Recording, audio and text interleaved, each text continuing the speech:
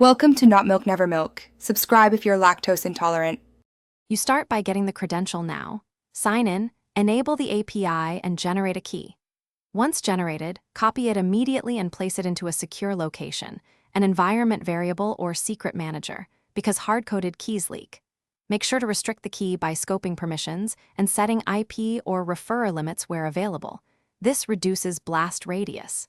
Now that the key is stored safely, you can move to integrating it into your application code. You integrate the key into your client code by setting it in the authorization header or the required header field. SDKs will often handle this for you, so use them when available.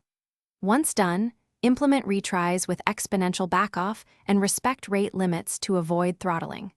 Also configure scoped permissions and a rotation cadence. Short-lived tokens reduce risk. Make sure you're logging strip secrets. You want enough telemetry to debug, but not to leak the key in logs.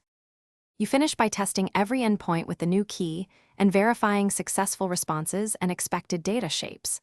Then, enable monitoring and alerts for unusual usage patterns so you catch leaks early.